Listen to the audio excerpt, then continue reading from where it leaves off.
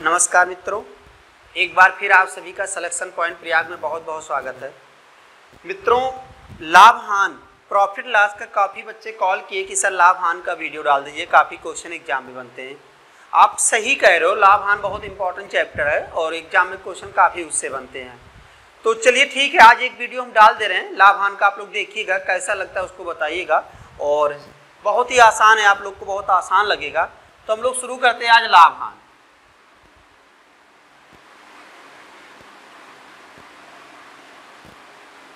Profit loss. देखिए मित्रों, ये क्या होता है, प्रॉफिट लॉस क्या होता है, लाभ हानि जिसको बोलते हैं, इसके बारे में हर व्यक्ति को अपने लाभ और हानि के बारे में पता होता है। ठीक है, समझ में आएगी नहीं? कोई भी बिजनेसमैन है, जब कोई काम करता है तो उसको पता होता है कि इस काम करने में ये प्रॉफिट है या ये काम करने में ये लॉस है। समझ में आए कि नहीं? तो इसके बारे में हम लोग को जानना क्या है, इसके अंतर्गत तीन चीज हम लोग पढ़ेंगे। इसमें क्या क्या आता है इसको हम लोग जानेंगे। सबसे पहले आता है क्रय मूल्य। नाम सुने आप लोग, क्रय मूल्य, जिसको हम लोग क्या बोलते हैं, लागत मूल्य कहते हैं। लागत मूल्य नाम सुने है ना, इसी को हम लोग कास्ट प्राइस बोलते हैं, सीपी। क्रय मूल्य होता है, आप ये भी जानते होंगे। एक होता है विक्रय मूल्य, होता है कि नहीं होता है? विक्रय मूल्य होता है, जिसको हम लोग क्या बोलते हैं, सेलिंग प्राइस, एसपी इसका नाम है। सिलेक्शन पॉइंट भी कह सकते हो। ठीक है, सेलिंग प्राइस यानी विक्रय मूल्य। उसके बाद एक और आप लोग जानते होंगे, जिसको हम लोग क्या बोलते हैं, अंकित मूल्य। अंकित मूल्य, इसी को हम लोग छपा मूल्य बोलते हैं। जो छपा रहता है ना, छपा मूल्य। छपा का मतलब कोई भी सामान खरीदो तो उसके ऊपर लिखा रहता है ना एमआरपी, तो इसको हम लोग अंकित मूल्य बोलते हैं। एमपी से डिफाइन कर देंगे। तो हम लोगों ने क्या देखा, क्रय मूल्य। क्रय मूल्य का मतलब होता है लागत मूल्य। जैसे कोई सामान हम खरीदते कितने में है, वही हमारा लागत मूल्य होता है। जैसे कुछ लोग कोई सामान बनवाते हैं, तो कोई सामान बनवाने में कुल कितना लागत लगा है, ठीक है, उसी को हम लोग क्या कहते हैं, लागत मूल्य, क्रय मूल्य। उसके बाद विक्रय मूल्य, कोई सामान जितने में कोई दुकानदार बेच दे, ठीक है, जितने में कोई सामान बेच दे, उसी को क्या कहा जाता है, विक्रय मूल्य कहा जाता है। अंकित मूल्य का मतलब क्या होता है, छपा मूल्य। ठीक है, यानी जो उस पे एमआरपी लिखा रहता है वही उसका क्या होता है, अंकित मूल्य। इसको जानिएगा। अब बात आई, जैसे मान लीजिए कोई आपसे पूछ ले या प्रश्न एग्जाम में आ ही जाए कि हमको लाभ या हानि का आकलन हम किस पे करते हैं, लाभ या हानि का आकलन हम लोग किस पे करते हैं, ठीक है, या हमको कमीशन किस पे मिलता है, जिसको दलाली कहा जाता है। ठीक है, हमको कमीशन किस पे मिलता है, या हमको छूट किस पे मिलता है, जिसको बट्टा कहते हैं, बट्टा किस पे मिलता है। चलिए बताइए आप लोग, हमको छूट किस पे मिलेगा, छूट किस पे मिलेगा, लागत मूल्य पे मिलता है कि विक्रय मूल्य पे मिलता है कि अंकित मूल्य पे मिलता है? बताइए आप लोग, छूट किस पे मिलेगा? देखते कौन बताता है। छूट किस पे मिलेगा, लागत मूल्य पे छूट मिलेगा, अच्छा, विक्रय मूल्य पे मिलेगा, अंकित मूल्य पे? अरे तीनों में किसी एक पे तो होगा ही होगा, कोई एक बताइए। छूट हमेशा अंकित मूल्य पे मिलता है। ठीक है, डिस्काउंट किस पे मिलता है, हमेशा अंकित मूल्य पे। जो छपा हुआ मूल्य रहता है उसी पे कोई कहता है भैया कुछ छूट है या कोई डिस्काउंट है। डिस्काउंट भी कई तरीके से होता है, हम आपको बताएंगे। छूट भी कई तरीके से दिया जाता है। ठीक है, इस वीडियो को आप लोग देखिए। अगर आप तैयारी नहीं कर रहे हैं, कोई दुकान खोलिए तो भी जरूर से देखिएगा। ठीक है, इस पूरे वीडियो को देख लीजिए। 6 महीने के अंदर आपकी दुकान बेहतर परफॉर्मेंस आप दोगे और आपके जो भी कस्टमर होंगे वो आपसे बहुत खुश रहेंगे। ठीक है, संतुष्ट रहेंगे आपसे।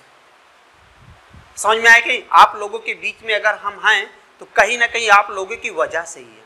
समझ में आए कि नहीं? तो आप लोग इस वीडियो को देखिएगा। अगर किसी के यहाँ कोई भी बिजनेसमैन है या कोई भी दुकानदार है, वो जरूर से इस वीडियो को देखे, क्योंकि बहुत कुछ इसमें सीखने को मिलेगा। अगर उसका दुकान इस समय थोड़ा डाउन चल रहा होगा तो उससे बेहतर चलेगा। और ठीक है, हम जो तरीका बताने जा रहे हैं, इस तरीके को आप देखिएगा, बहुत ही अच्छा आपका दुकान, मतलब आप अपने आप में ये कहेंगे कि हाँ, अपने आप में संतुष्ट हो जाएंगे। ठीक है, ये मैं दावे के साथ कह रहा हूँ। और अगर कोई बिजनेस करने के बारे में सोच रहा है या दुकान के बारे में सोच रहा है तो इस वीडियो को देखिएगा और हम आपको बताएंगे, वो तरीका अपनाइएगा। आपका दुकान जैसा अब चल रहा है इससे बेहतर चलेगा। ठीक है, या स्टार्टिंग में ही आप कर रहे हो तो वीडियो को देखिएगा, हम आपको बताएंगे। सबसे पहले अंकित मूल्य के बारे में चर्चा करेंगे, छपा मूल्य। अंकित मूल्य पे हमको क्या मिलता है, छूट मिलता है। ठीक है, ये यानी अगर जो छपा हुआ मूल्य रहता है उसी पे डिस्काउंट मिलता है। समझ में आई कि नहीं। उसके बाद बात आए कमीशन किस पे मिलता है। जैसे होता है ना कमीशन, कहते हैं यार सामान बिकवा दो इतने पे ये। जैसे गांव में लोग क्या करते हैं, अक्सर जाते हैं, गाय भैंस होता है उस पर दलाली होता है ना, बिकवा देते हैं, है कि नहीं, ये बिचवाते हैं उसको दूसरे के माध्यम से। उससे क्या बोलते हैं 11,000 या 20,000 में इधर भी लेते हैं उधर भी लेते हैं। एजेंट का नाम सुने हो ना, एजेंट, LIC के जो एजेंट होते हैं उनको शुद्ध भाषा में कहा जाए तो दलाल भी कह सकते हैं। ठीक है, बुरा लगता है ना थोड़ा सा, लेकिन ऐसा नहीं है, ये बहुत अच्छा पेशा कहा गया है। खासकर शेयर मार्केट के जो एजेंट होते हैं वो लाखों करोड़ों कमाते हैं। समझ में आए कि नहीं। तो ये मत सोचिएगा, ठीक है, कि दलाल कह दिया तो इसका मतलब गलत। शुद्ध हिंदी दलाल ही कहा जाता है, दलाली करना जिसको कहते हैं। तो ये विक्रय मूल्य, इस पे हमको कमीशन मिलता है। इस पे हमको क्या मिलता है, कमीशन मिलता है। ठीक है, विक्रय मूल्य पे ही कमीशन मिलता है। अगर आप किसी का सामान बिचवा रहे हैं, कहते हैं ना इससे ज्यादा प्रोडक्ट बिचवा दोगे तो आपको ये कमीशन दिया जाएगा। ये एक ऐसा चीज है जो किसी भी कंपनी को शून्य से शिखर तक पहुंचा सकती है बहुत कम समय में। ठीक है, इसका बहुत लोग यूज करते हैं, खासकर नई कंपनियां बिना इस कमीशन के आगे बढ़ ही नहीं सकती है। तो मित्रों हम आपको बताएंगे ये क्या होता है, इसके बारे में बताएंगे। आप लोग निश्चिंत रहिए, इस वीडियो को देखिएगा, बहुत मजा आएगा। जो क्लास नहीं कर रहे हैं, मतलब जो पढ़ाई छोड़ चुके हैं, वो लोग भी जरूर से इसको देखेंगे, बहुत फायदे में रहेंगे। ठीक है, फिर हम जो बताएंगे वो तरीका अपनाइएगा, आएगा समझ में। भले ही आपको मैथ नहीं आता लेकिन ये प्रॉफिट लॉस आएगा। ठीक, तो अब आप बात करते हैं क्रय मूल्य या लागत मूल्य। लाभ या हानि का जो गणना होता है, आकलन इसी पे होता है। ठीक है, हम लोग लाभ या हानि के बारे में जो बता सकते हैं वो किस पे आकलन बताएंगे, क्रय मूल्य पे। जैसे एक छोटा सा एग्जाम्पल इसी मार्कर का, मान लीजिए इस मार्कर को हमने 10 रुपए में खरीदा। ठीक है, कितने में खरीदा, 10 रुपए में खरीदा। तो ये मेरा क्या है, ये मेरा कास्ट प्राइस, हमने खरीदा है। कुल मिला के इसका लागत कितना लगा है, 10 रुपया। अगर इस मार्कर को हम 12 रुपए में बेच रहे हैं तो हमको 2 रुपए का प्रॉफिट होगा। बोलिए, 2 रुपए का प्रॉफिट होगा। अगर इस मार्कर को हम 7 रुपए में बेच रहे हैं तो हमको 3 रुपए का लॉस होगा। तो किस पे हुआ है, लागत मूल्य से ही तो हम आकलन कर रहे हैं। अगर किसी वस्तु का लागत मूल्य नहीं पता है ना, दुकानदार को हर चीज का लागत मूल्य पता होना चाहिए, सबसे बड़ी बात ये भी है। अगर लागत मूल्य नहीं पता है तो दुकानदार लॉस में भी जा सकता है। ठीक है, एक सफल दुकानदार के लिए हर जितने भी वस्तु हैं, उनके प्रोडक्ट हैं उनके दुकान पे, हर प्रोडक्ट के बारे में कास्ट प्राइस पता होना चाहिए कि हम कितने में पाए थे। ठीक है, MRP तो सबको पता रहता है, MRP जो भी आता है वो भी देखता है, MRP ये लिखा है। कास्ट प्राइस पता होना चाहिए कितने में खरीदा। अब कास्ट प्राइस जो होता है ना, जो सामान खरीदता है दुकानदार वही जानता है। ठीक है, समझ में आई कि नहीं, क्लियर हो गया। तो यहां पर हम लोगों ने क्या देखा, क्रय मूल्य पे ही हमको लाभ या हानि होता है, विक्रय मूल्य पे हमको कमीशन मिलता है, अंकित मूल्य पे क्या होता है, छूट मिलता है। ठीक है, एक चीज और जानिएगा मित्रों, किसी भी वस्तु की कीमत अंकित मूल्य से ज्यादा नहीं हो सकता। किसी भी वस्तु की कीमत मार्केट प्राइस से ज्यादा नहीं हो सकता। जैसे मान लीजिए इस मार्कर का MRP लिखा है, मान लीजिए MRP लिखा है 15 रुपया, और कोई दुकानदार कहे कि नहीं हम इसको 17 रुपये में बेचेंगे, तो शायद ही कोई कस्टमर खरीदे इसको, कहेगा आप लूट रहे हो। समझ में आई कि नहीं। ठीक, लेकिन अगर इस मार्कर को 15 रुपया लिखा है, 10 रुपये में बेचा जाए, बहुत आसानी से बिक जाएगी। 15 रुपया लिखा हुआ है, अगर इसको हम 16 रुपये में बेचें तो शायद ही कोई इसको खरीदे। ठीक है, क्योंकि MRP से ऊपर कोई नहीं खरीदता है, MRP से ऊपर वही खरीदता है जो मूर्ख होता है। समझ में आएगी। इसीलिए हर वस्तु का जो MRP होता है वो उसके लागत मूल्य से, सर चला रहेगा, वो सेव रहेगा, सेव नहीं रहेगा, बैक सर देख लीजिए एक बार, अपने आप करे तो चल रहा था सर, देख लीजिए सर, सेव कर लीजिए सर थोड़ा सा, हाँ सेव। तो मित्रों ये जानिएगा, MRP से ऊपर कोई सामान नहीं बिकता है।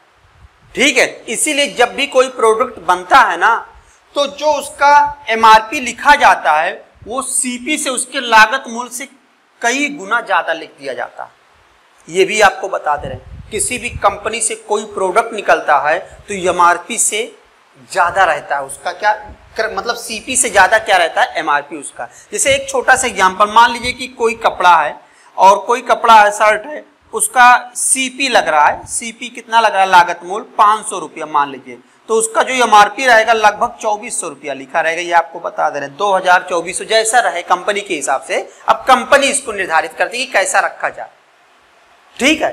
अब यहां से निकला है प्रोडक्ट, मान लीजिए कानपुर में कपड़े की एक कंपनी है, वहां से कोई प्रोडक्ट निकल रहा है, ठीक है, तो वो इलाहाबाद आएगा, आपका गोरखपुर जाएगा, लखनऊ जाएगा, ठीक है, दिल्ली भी जाएगा, आगरा भी जाएगा, गोरखपुर भी जाएगा, कई जगहों पे जब जाएगा वहां पर, तो क्या होता है, सीपी से ज्यादा उसका क्या लिखा रहता है, एमआरपी लिखा रहता है। इसके बारे में हम आपको आगे बताएंगे। अब हम लोग चलते थोड़ा सा क्वेश्चन पे आते हैं, क्वेश्चन कैसे बनते हैं। तो मित्रों हम लोग क्वेश्चन पे चर्चा करते हैं, ठीक है। तो हम लोग क्वेश्चन देखने जाते हैं। इतना सबको समझ में आ गया है। कोई पूछे क्रय मूल्य या लागत मूल्य पे हमको लाभ हानि, ठीक है, विक्रय मूल्य पे क्या मिलता है, कमीशन, अंकित मूल्य पे छूट, या छूट किस पे मिलता है, अंकित मूल्य पे, कमीशन किस पे मिलता है, विक्रय मूल्य पे, लाभ या हानि क्या होता है, क्रय मूल्य पे, ठीक है। चलिए मित्रों अब हम लोग क्वेश्चन पे आते हैं। कुछ क्वेश्चन देखते हैं कैसे लगाते हैं। टाइप 1 का क्वेश्चन शुरू करते हैं, टाइप 1, ठीक है। देखिए मित्रों टाइप 1 का क्वेश्चन हम लोग शुरू करते हैं। किसी वस्तु के क्रय मूल्य तथा लाभ का अनुपात 20:3 है। यदि वस्तु को 2300 रुपए में बेचा जाए तो लाभ प्रतिशत क्या होगा। देखिए बिना पेन चलाए आपको आंसर निकालना है प्रॉफिट लॉस का। आपको देखिए लाभ परसेंट निकालना, और लाभ परसेंट का हम लोग किस पे, जो लाभ या हानि होता है क्रय मूल्य से ही हम लोग गणना करते हैं। अभी अभी आप लोगों ने कॉन्सेप्ट देखा था। तो क्रय मूल्य हमारा कितना दिखा रहा है, 120 दिखा रहा है। और एक चीज याद रखिएगा, हम लोग जब प्रॉफिट लॉस पढ़ेंगे तो 100 से ऊपर जाके अगर किसी चीज को बेचेंगे तो लाभ, और 100 से नीचे जाके बेचेंगे तो हानि। ये पीछे ध्यान रखिएगा। इसको हम आपको समझाएंगे तब बताएंगे आगे, जब टाइप 2 क्वेश्चन पढ़ेंगे या टाइप 1 में ही आपको हम समझा देंगे कि कैसे होता है ये चीज, ठीक है। तो फिलहाल आप लोग ये देखिए कि इस क्रय मूल्य को हम लोग 100 मान लेंगे। क्रय मूल्य को क्या मानेंगे, 100। तो अगर क्रय मूल्य को 100 मानना हो तो इस 20 को 100 बनाने के लिए किससे गुणा करोगे, 5 से गुणा करोगे, 20 पंचे 100। तो इस 3 में भी किससे गुणा कर दो, बोलिए 5 से, 3 पचे 15। यही आपका आंसर हो गया। पेन भी नहीं चलाना है, आपका आंसर आ गया। कितने में बेचा गया, भाड़ में जाए, कोई मतलब नहीं, ठीक। आपको जो तरीका बता रहे हैं वही तरीका लगाना। किसी वस्तु के क्रय मूल्य जैसे मिले लाभ और हानि समझ लो आ गया, ठीक है। अगर आपका जैसे एक छोटा सा एग्जांपल मान लीजिए कि ये है, ठीक है, इसका क्रय मूल्य मुझे पता है 20 रुपया, और दुकान कोई कस्टमर मेरे दुकान पे आया और हमसे पूछा ये कितने का है, हमने बोल दिया इसका 30 रुपया, ठीक है। अब वो कितना छुड़वाएगा हमसे, कितना कम कराएगा, कहेगा कुछ कम कर दो। हम कहेंगे ठीक है भाई, अब आप आए हो सुबह सुबह 2 रुपया कम दे दो, 28 रुपया ले लिया। वो कहेगा 25 से ले लो, तो भी ले लिया। मुझे पता है कि इसका दाम कितना है, 20 रुपया। अगर मुझे ये नहीं पता होता, यानी इसको अगर हम 20 रुपये से 1 रुपया भी ज्यादा में बेचेंगे तो भी मेरा प्रॉफिट है, 21 में बेचेंगे तो भी प्रॉफिट है। अगर मुझे इसका क्रय मूल्य नहीं पता होता तब हम बेचने में संकोच करते, तब हम 30 रुपये से 1 रुपया नहीं कम करते। समझ में आई कि नहीं, क्योंकि हमको क्रय मूल्य नहीं पता था। हम जानते थे हम 30 में बेचेंगे तो हमको लाभ होगा, लेकिन हमको ये पता है कि हम इसको 21 में बेचेंगे तो भी लाभ होगा। समझ में आया कि नहीं। तो ये तरीका होता है, आपको बताया जाएगा। यानी अगर आपको किसी भी प्रोडक्ट का सीपी पता है तो सीपी से, अगर आप सीपी पता है तो आप लाभ के बारे में या हानि के बारे में पता कर ले जाओगे। तो हम लोगों ने क्या देखा, ये 20:3 है, 20 को हमने 100 बनाया, 20 पंचे 100, 3 पचे 15, ये आपका आंसर हो गया। सभी को समझ में आ गया। बस क्रय मूल्य को क्या बनाना है, 100 बनाना है, ठीक है। बेसिक तरीका भी बता दे, फार्मूला भी बता दे। चलो फार्मूला बेस से लगाना हो तो फार्मूला बेस से लगाना हो तो क्या होता है, लाभ परसेंट बराबर लाभ बटे क्रय मूल्य गुणे 100, ये होता है। तो लाभ कितना हुआ है, लाभ यहां पर देखा जाए तो 3 है, और क्रय मूल्य कितना है अनुपात में 20 और गुणे में 100। 20 पंचे 100, 3 पचे 15, तो भी आपका आ गया। अगर आप इसको भी शामिल करना चाहते हो, जैसे कुछ लोग कहेंगे सर ये क्या है, इसने बेचा गया, तो इसको भी शामिल करेंगे तब क्या होगा। तो इसको शामिल करना हो तो देखो, आपको ये भी जानिएगा, क्रय मूल्य में अगर हम लाभ को जोड़ दे तो हमारा विक्रय मूल्य होता है, ठीक है। ये भी आप जानिएगा, विक्रय मूल्य बराबर क्या होता है, विक्रय मूल्य बराबर, जिसको एसपी बोलते हैं, सेलिंग प्राइस इक्वल टू क्रय मूल्य और प्लस में लाभ, ये जानिएगा सीपी प्लस प्रॉफिट ये होता है। यही विक्रय मूल्य बराबर क्रय मूल्य माइनस लॉस भी होता है, हानि जिसको बोलते हैं, ठीक है, सीपी माइनस लॉस भी होता है। समझ में आया कि नहीं? यानी विक्रय मूल्य बराबर ही क्या होता है, क्रय मूल्य प्लस लाभ, और विक्रय मूल्य बराबर ही होता है क्रय मूल्य माइनस क्या होता है, हानि। ये कब होगा, यदि ये वाला घटना कब घटित होगा, अगर मेरा क्या एसपी, इसको क्या बोलते हैं एसपी, एसपी बड़ा हो सीपी से तो पहला नंबर लगा दीजिएगा। अगर सीपी से यानी सीपी से जब एसपी बड़ा होगा तभी लाभ होगा, और अगर एसपी हमारा छोटा हो जाए किससे, सीपी से, तो हमको हानि होने लगेगा। लागत मूल्य से विक्रय मूल्य अगर कम होगा तो हानि होगा कि नहीं होगा, बताइए आप लोग। ठीक है, तो ये फार्मूला हम लोगों को पता है। यानी विक्रय मूल्य निकालना है तो 20 और 3 23 हो जाएगा, और 23 बराबर कितना हो जाएगा, हम लोग इसको अनुपात में है ना, तो 20x प्लस 3x, यानी क्या लिखेंगे 23x, 23x बराबर हमारा कितना है 2300 दिया गया, 2300 ये दे दिया गया।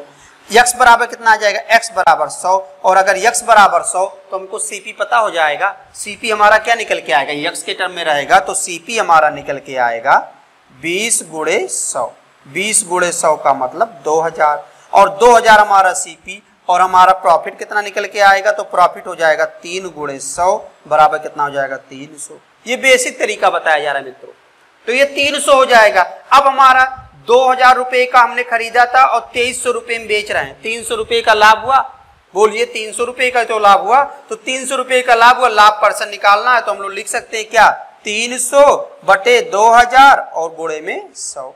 तो ऐसे भी सॉल्व किया जा सकता है। अब आपके ऊपर है आप कौन सा तरीका सॉल्व करते हो, किस तरीके से। ये तरीका देखिए कितना आसान है, ठीक है। अब अगर ये क्वेश्चन आपको इस तरीके से लगाओगे तो बिना पेन चलाए आपका उत्तर आएगा, और एग्जाम में पूछे जाते हैं मित्रों, ठीक है, ये भी ध्यान रखिएगा, एग्जाम में सब क्वेश्चन पूछे जाते हैं।